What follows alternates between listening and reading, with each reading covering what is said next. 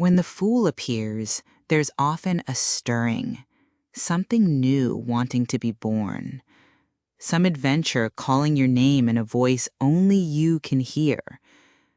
Perhaps you've been standing at your own cliff's edge, sensing that what you've known is no longer quite enough, that your soul is asking for a larger landscape to explore. The Fool doesn't suggest recklessness. There's deep wisdom in this seeming innocence.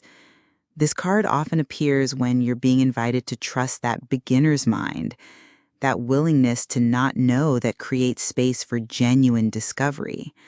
Maybe you're considering a career change that makes no logical sense, or feeling drawn to love again after disappointment, or sensing a creative project stirring that has no guaranteed outcome.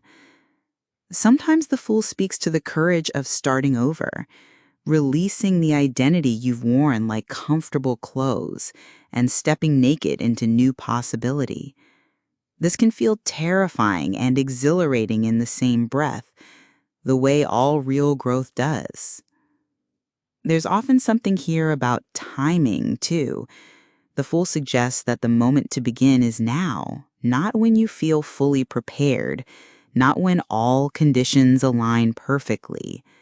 The rose in their hand is already beautiful. They don't wait for it to become something else before setting out. Yet the Fool also honors the wisdom of not forcing. This figure steps forward with ease, not strain.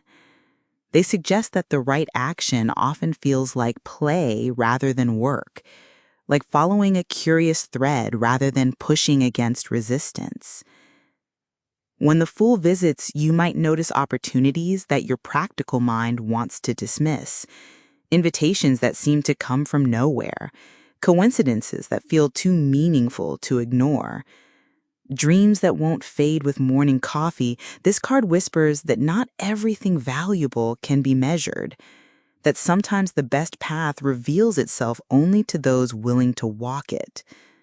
The Fool reminds us that wisdom isn't always about knowing where we're going. Sometimes it's about trusting that the journey itself will teach us what we need to learn, that the cliff's edge isn't an ending but a doorway, and that the first step into any new chapter requires a kind of faith that can't be learned from books. You might find yourself both excited and terrified, both ready and completely unprepared. The Fool says this is exactly right, that the sweet tension between